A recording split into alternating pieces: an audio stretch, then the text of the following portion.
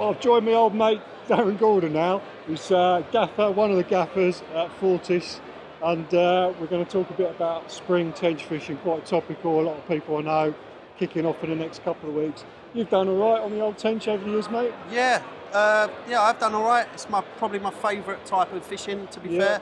Bivvying up in the spring for like a night or two, typically when it gets warmer, and you know, I just love it really. It's a good active style of fishing, keeping busy and recasting a lot, and the tench love it, so it's good, love it, really enjoy it, really enjoy it. You obviously live in the southeast, so when do you start your tench campaigns normally? I used to be a lot keener, or I used to have a little bit more time than I have now, so I used to start around about this time.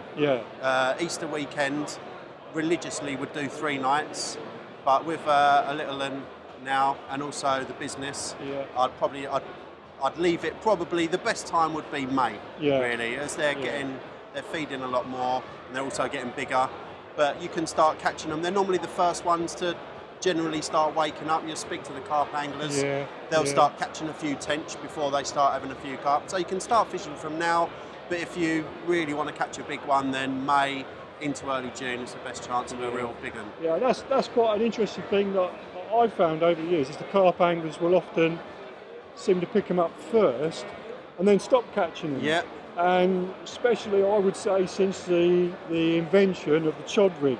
Yeah, definitely. And also, early season, I find you catch more tench at night. Right. So if you was going for a weekend and it was sort of March, April time, you'd catch a few during the night and not much during the day. But as the days start getting longer, clocks go forward, tends to be first light until sort of 1 o'clock or so. And with the chod rig especially, short rigs, popped up off the bottom, and a boilie, you know, you're going to start catching tench. So, someone who's maybe starting out wants to go and have a good campaign after the tench, rig-wise, bait-wise, what would you advise? Bait-wise, most definitely particles.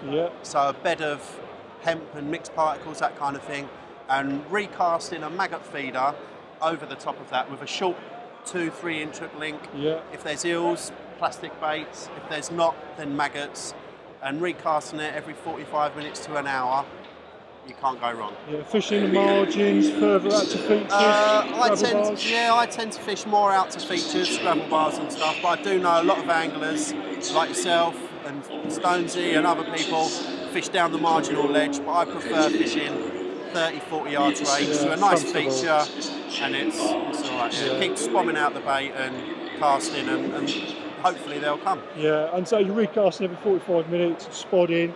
Are you altering the amount of bait to the amount of bites you get in, or just like a pattern you work to? Definitely. I used to, when I sort of first started getting into it, bombard them with bait initially, with ground bait balls, 50 balls of bait, like Harmon sort of style. But real tench proper, style. all of that. But I sort of learnt to find that being a little bit more sort of standoffish with the bait, especially with the spom. So you can put out half a dozen spoms or a dozen spoms, and then top up the swim, catch a couple or catch one, then keep topping it up instead of just throwing it all in and sitting back. Just keeping it going in. And I think the tench also prefer that. They like the disturbance. Hence why I cast so often. I feel that when that maggot feeder's empty, then's the time to reel it in, and not sort of, otherwise you might as well use leads and boilies. If you're going to use maggots, keep them going in and keep topping it up. Because again, they're going to bury a bit and spread out. Definitely. I've even had bites literally before I've even put the bobbin on. Oh, when they're on it, they're on it. They don't worry about the disturbance. Not at all. Unlike carp, where you cast out and when you get there on Friday and reel in Sunday morning, with tench, just keep them going in. Clip them up or tie a little bit of elastic, have your marker on the horizon, and every time get it on the same spot, and they'll sort of home in on that, and hopefully you'll catch a few. Fantastic, that's brilliant, mate. Thanks very much for your time. No worries, thank you.